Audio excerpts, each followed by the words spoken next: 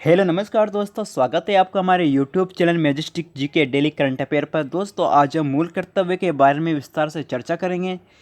दोस्तों मूल कर्तव्य का उल्लेख आर्टिकल 51 में इनका उल्लेख मिलता है।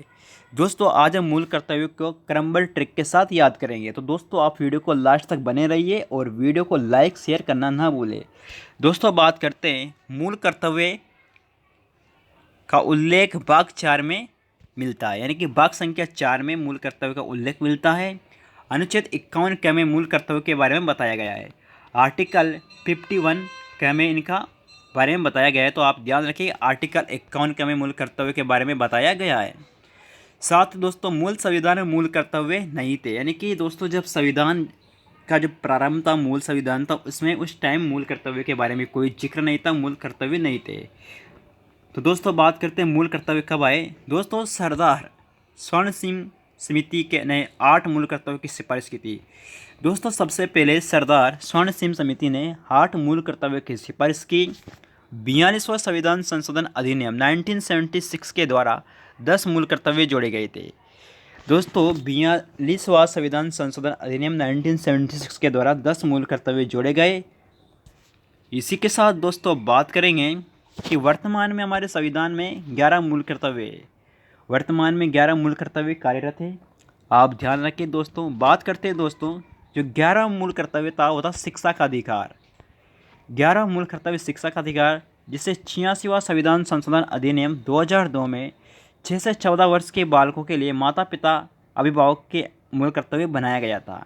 तो जो 11 मूल कर्तव्य था वो कौन था? शिक्षा का अधिकार, जिसे 86वां संविधान संशोधन अधिनियम 2002 में 6 से जो 14 वर्ष के बालक है उनके माता पिता अभिभावक का मूल कर्तव्य बनाया गया। तो आप ध्यान में रखिए। दोस्तों अब बात करते हैं क्रमबद्ध वाइज मूल कर्तव्य के बारे में। दोस्तों बात करते हैं कि मूल कर्तव्य वाद योग्य नहीं है। दोस्तों आप ध्यान में रखें, मूल कर्तव्य वाद योग्य नहीं है। इसी के साथ दोस्तों बात करते हैं सन 99 में मूल कर्तव्य को प्रभावी बनाने के लिए जीएस वर्मा समिति का गठन किया गया था।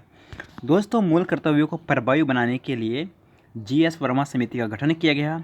और दोस्तों बात करते हैं कि वर्तमान में 11 मूल कर्तव्य कार्यरत है, जो कि निम्नलिखित है। दोस्तों अब ध्यान देने बात कि जो वर्तमान में जो 11 मूल कर्तव्य उनको देख लेते हैं कौन कौन से मूल कर्तव्य कार्यरत है। तो दोस्तों ऐसे मतलब होता है हैंतम।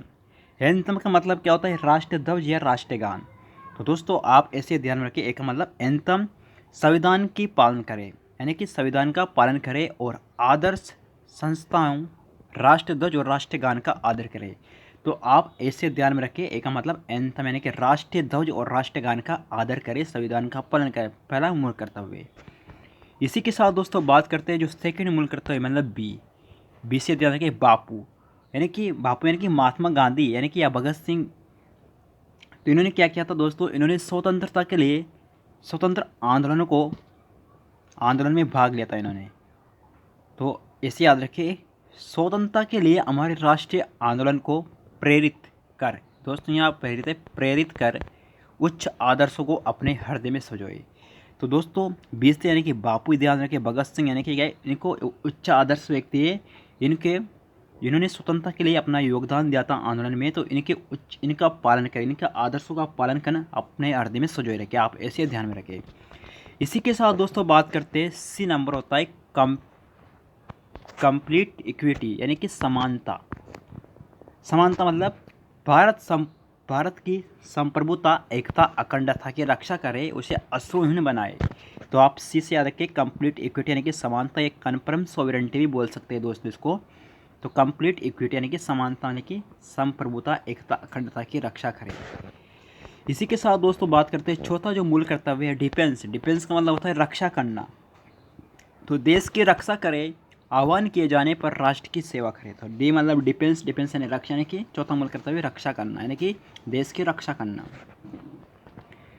इसी के साथ दोस्तों बात करते हैं पांचवा जो मूल कर्तव्य है एम्पावरमेंट।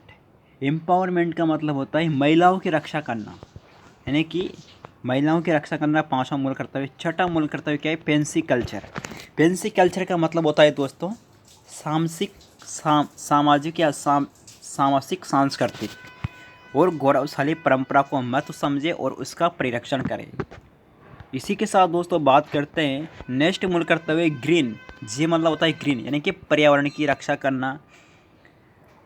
8वां मूल कर्तव्य दोस्तों एच मतलब होता है ह्यूमन साइंटिफिक अर्थात वैज्ञानिक दृष्टिकोण, मानववाद, ज्ञानार्जन तथा सुधार की भावना का विकास करें। तो दोस्तों आप एच से याद रखें, ह्यूमन साइंटिफिक मतलब होता है वैज्ञानिक दृष्टिकोण, मानववाद, ज्ञानार्जन तथा सुधार की भावना का विकास करना 8वां मूल कर्तव्य है। दोस्तों 9वां मूल कर्तव्य है इनकम प्रॉपर्टी। इनकम प्रॉपर्टी मतलब क्या होती है, जैसे कि सार्वजनिक संपत्ति, पब्लिक प्रॉपर्टी यानी कि इनकम, यानी कि 9वां क्या है दोस्तों, सार्वजनिक संपत्ति से संबंधित है 9वां मूल कर्तव्य। 10वां मूल कर्तव्य जॉइंट एक्शन। जॉइंट एक्शन मतलब होता है कि व्यक्तिगत व सामूहिक गतिविधियों में उत्कर्ष की ओर बढ़ने का सतत प्रयास करे, जिससे राष्ट्र निरंतर उपलब्धि की ऊंचाइयों को छू सके। तो आप इसे ध्यान में रखिए। दोस्तों आपका अंतिम लास्ट मूल कर्तव्य के मतलब होता है काका। दोस्तों जो 11वां जो अंतिम मूल कर्तव्य होता है शिक्षा का अधिकार। लास्ट जो 11वां मूल कर्तव्य था वो शिक्षा का अधिकार था, और इसका जो उल्लेख है दोस्तों 86वां संविधान संशोधन अधिनियम 86वां संविधान संशोधन अधिनियम 2002 में इसका उल्लेख भी मिलता है। तो दोस्तों आप ऐसे याद रखें, ए मतलब एंथम, बी मतलब भगत सिंह, सी मतलब क्या होता है कम्पीट इक्विटी, डी मतलब डिफेंस, ई मतलब एम्पावरमेंट, जी मतलब ग्रीन, एच मतलब क्या होता है एम्पावरमेंट, जी मतलब ग्रीन होता है, और आई मतलब होता है इनकम प्रॉपर्टी, और जे मतलब होता है जॉइंट एक्शन।